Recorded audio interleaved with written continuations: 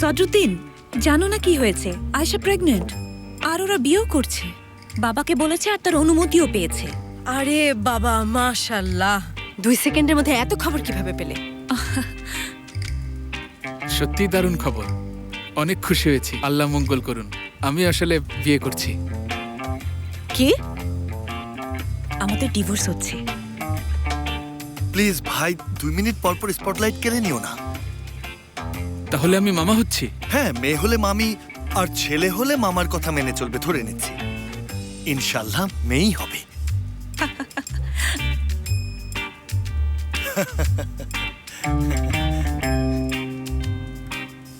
মজা করছি, মজা মজা মজা মজা।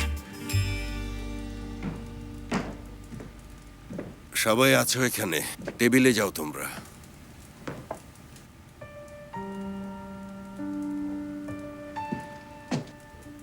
জামাই, চলো ভেতরে যাই।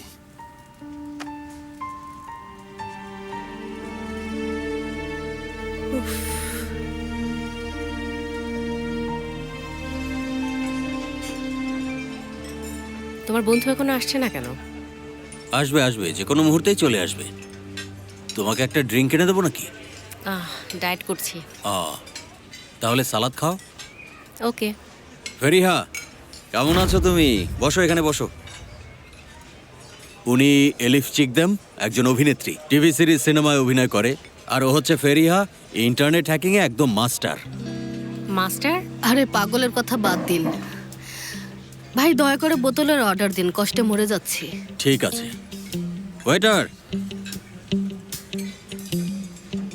তো কিভাবে তোমাদের দেখা হলো? আসলে একদিন সন্ধ্যায় আমি গাড়িতে করে বের হয়েছি। মোস্তফার বাসার কাছাকাছি বেশ অন্ধকার পরিবেশ। মুহূর্তের মধ্যে গাড়িতে লাফিয়ে উঠল সে।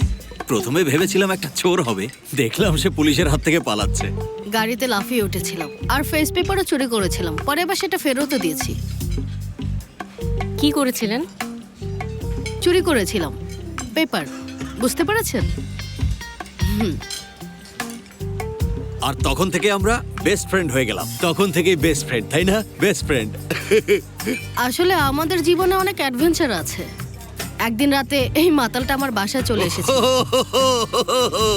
তুমি ওইটা বলছো না? হসপিটালের কথা বলছো তুমি, তাই না? আমরা আসলে ওষুধ চুরি করতে গিয়ে যেটা করেছিলাম, মেদিন থেকে আলী, আলী থেকে ফেরিত, এখানে ওখানে, তাই না? বলো। হ্যাঁ, এটাই বলছিলাম।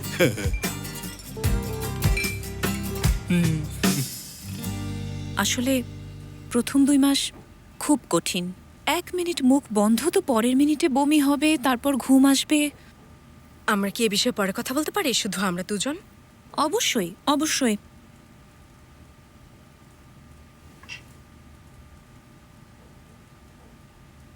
বাবা, খাওয়া শেষ হলে মুস্তফা গুরুত্বপূর্ণ একটা বিষয়ে কথা বলবে। কি বিষয় নিয়ে? ওর মুখেই শুনবেন, ঠিক আছে? হ্যাঁ হ্যাঁ, নিশ্চয়ই। আমাদের যখন সময় হবে তখন বলবো তোমাকে।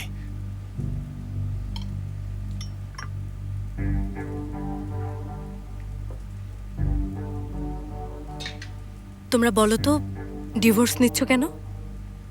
অনেক সমস্যা আমাদের। হ্যাঁ, আমাদের সমস্যা অনেক সিরিয়াস, অনেক মনোমালিন্য সিরিয়াস, আর অনেক ভুল বোঝাবুঝি। খাবার টেবিলেই কি এসব নিয়ে আলোচনা করতে হবে তোমাদের? আমি এই বিষয়টা নিয়ে একমত বাবা, সবারই ভবিষ্যৎ নিয়ে ভাবা উচিত। আমারও একই মত।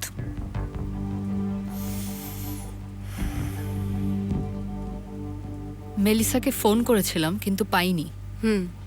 আমিও চেষ্টা করেছি, ওনার ফোনও বন্ধ রেখেছেন। কার উপর বিরক্ত কে জানে। যাই হোক, উমরান, জি বাবা। আমাকে 1 কাপ কফি দাও তো। আপনি তো তেমন কিছুই খেলেন না, আমি আরো খাবার দিয়ে যাই? বাবার ক্ষুধা চলে গেছে, আপনি কফি নিয়ে আসুন। আচ্ছা।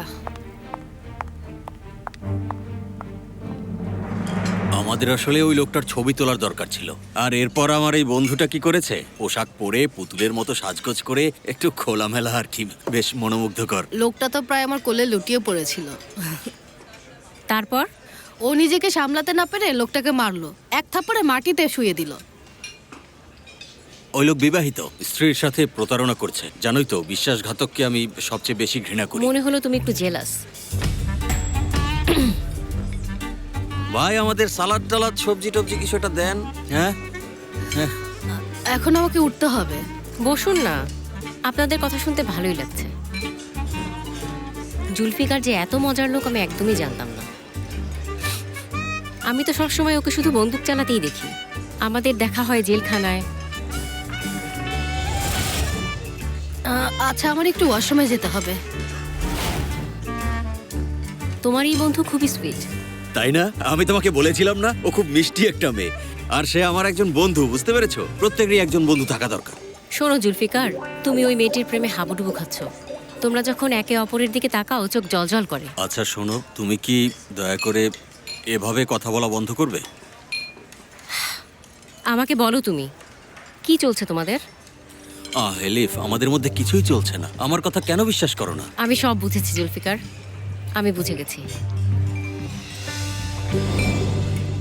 আসল আদিল তোপাল ইসমাইল কারাইল না মানে কি বলছো? এটাই সত্য। 3 বছর বয়সে আদিল আমাকে ইসমাইল কারেলের কাছে দিয়েছিল। ইসমাইলকে কিডন্যাপ করেছিলাম। এরপর সে আমার কাছ থেকে পালিয়ে গেছে। ভেবেছিলাম আমি তাকে খুঁজে পেয়েছি, কিন্তু উল্টোটা হয়েছে।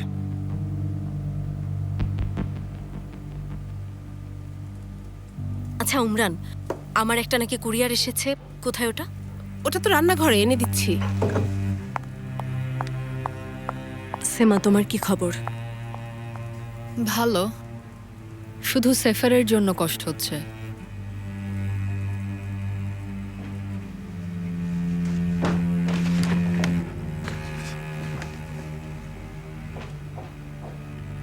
আয়শা, দেখো, এই বাড়িটা আমার পছন্দ, কারণ এই বাড়িতে সুইমিং পুল আছে।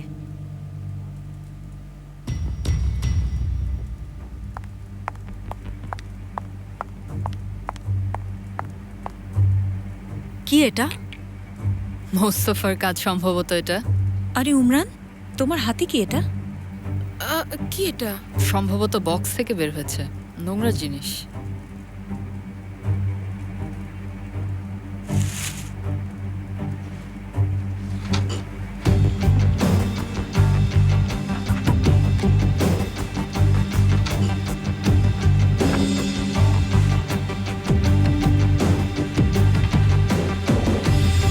তার মুখে পুরা দাগ আছে। বলল এটা আপনার দেয়া স্মৃতিচিহ্ন।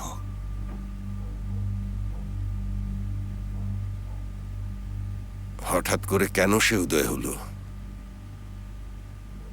কি চাই সে তোমার কাছে? আয়শা,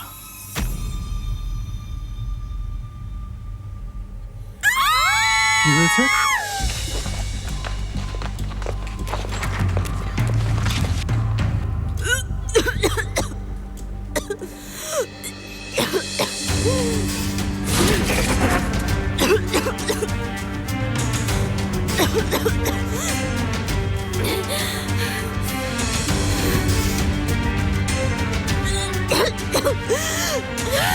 আয়শা, আয়শা, আয়শা, এদিকে দেখো।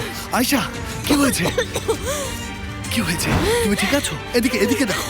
মা, কি হয়েছে? কি হয়েছে এখানে? আয়শা, আমার দিকে দেখো। এই বক্সটা কিসের?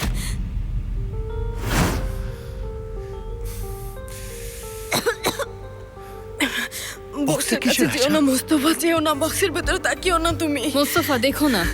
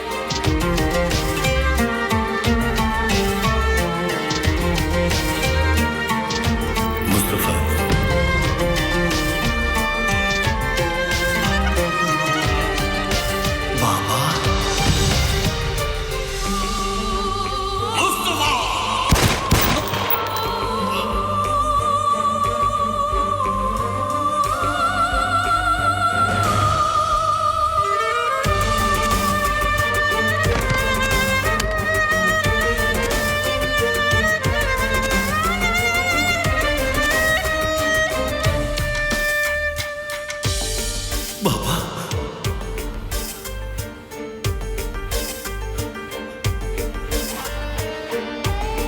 বাবা বাবা বাবা